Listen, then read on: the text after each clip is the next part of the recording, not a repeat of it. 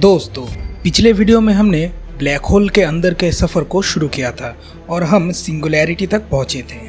कुछ वैज्ञानिकों का मानना है कि सिंगुलैरिटी ही ब्लैक होल के अंदर वो जगह है जहां तक आप जा सकते हैं, मतलब सिंगुलैरिटी ही ब्लैक होल का अंत है।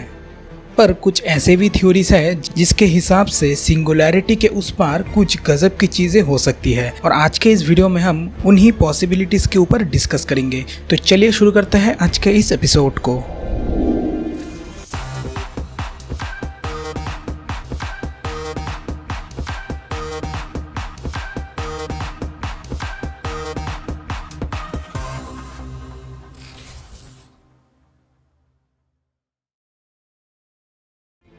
दोस्तों, जैसा कि मैंने आपको पहले ही बताया कि बहुत सारे लोगों के हिसाब से सिंगुलैरिटी ही ब्लैक होल का अंत है, पर बाद में पता ये चला कि सिंगुलैरिटी जो पॉइंट या रिंग के शेप में हो सकता है, उसके चारों तरफ एक और जगह है जिसे कि कहते हैं क्लोज टाइमलाइन कर्व। और ये जगह बहुत ही इंटरेस्टिंग है क्योंकि आप इस जगह के अंदर से गुजर सकते हैं या गुजरने से पहले ही गुजरने को महसूस कर सकते हैं, मतलब आप बिना जाए ही अंदर जाने को एक्सपीरियंस कर सकते हैं। जी हाँ, मैं सही बोल रहा हूँ। अगर आप मैथमेटिकली इस क्लोज टाइमलाइन कर्व के इक्वेशन को सॉल्व करेंगे तो आपके सामने कुछ ऐसी ही पॉसिबिलिटीज ओपन होंगी। और इसके बाद आता है सिंगुलैरिटी। और इसके अलावा एक और थ्योरी है कि ब्लैक होल के अंदर जो सिंगुलैरिटी जो पॉइंट या रिंग की शेप में होता है, उसके अंदर बहुत एनर्जी स्टोर होती है। तो ऐसा भी हो सकता है कि यही वो जगह है जहाँ पे बेबी यूनिवर्स जन्म लेते हैं, क्योंकि हमें पता है कि बिग बैंग एक पॉइंट से ही शुरू हुआ था और ब्लैक होल के अंदर भी एक पॉइंट है जिसे कि कहते हैं सिंगुलैरिटी।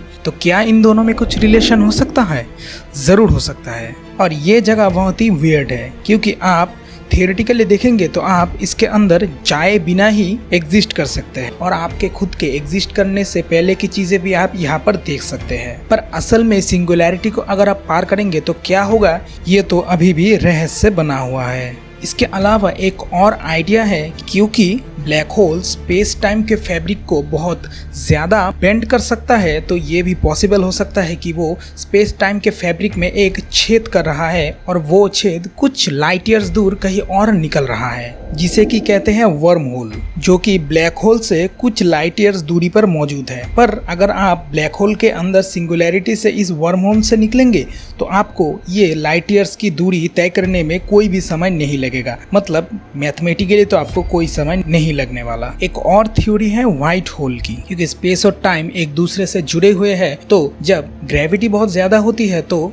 टाइम भी अपने आप स्लो हो जाता है, और ये ऐसी जगह है जहाँ पर टाइम रिवर्स भी हो सकता है। तो व्हाइट होल का कॉन्सेप्ट कुछ ऐसा है कि ये एक उल्टा ब्लैक होल है जो कि टाइम में पीछे गया रहता है। तो ये भी मुमकिन हो सकता है कि अगर आप ब्लैक होल के अंदर जाएंगे तो आप टाइम ट्रेवल करके पास्ट में पहुंच जाएंगे और किसी व्हाइट होल से बाहर निकलेंगे। और अभी हमारे पास स्पेस टाइम को समझने के लिए बहुत ही फेमस थ्योरी है जिसका नाम है जनरल रिलेटिविटी। पर जब आप जनरल रिलेटिविटी को सिंगुलैरिटी के ऊपर अप्लाई करेंगे तो वो काम नहीं करती। तो प्रिसाइजली ये कहना कि ब्लैक होल के अंदर जाने पर टाइम ट्रेवल ही होता है, ये मुमकिन नहीं है। और इसके अलावा एक और थ्योरी है जिसके हिसाब से अगर आप ब्लैक होल के अंदर जाएंगे तो सिंगुलैरिटी को आप जब पार करेंगे तो आप किसी और डायमेंशन में पहुंच जाएंगे, जो कि बहुत ही कंफ्यूजिंग है, पर यह भी एक आइडिया है। और इस आइडिया के हिसाब से आप सिंगुलैरिटी के उस पार जिस डायमेंशन में पहुंचेंगे, अगर उस डायमेंशन में ये ब्लैक होल सच में मौजूद हुआ तो आप बच जाएंगे। पर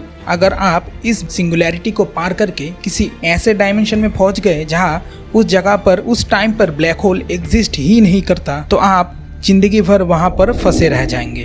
तो ये थी कुछ थ्योरीज जो प्रेडिक्ट करते हैं कि अगर आप सिंगुलैरिटी को पार करेंगे तो क्या क्या हो सकता है। तो असल में आप जब ब्लैक होल के अंदर जाएंगे तो क्या आप टाइम ट्रेवल करके पास में पहुंच जाएंगे, या कुछ लाइट ईयर्स की दूरी सफर करके किसी वर्म होल से निकलेंगे, या अदर डायमेंशनल ट्रेवल कर लेंगे, ये अभी बोल पाना तो मुमकिन नहीं है। पर कुछ 10 साल पहले ब्लैक होल भी एक आइडिया ही था, पर अभी ये प्रूफ हो चुका है कि ब्लैक होल सही में होते हैं। तो क्या पता ये सारे थ्योरीज भी आगे चल के प्रूफ हो जाए।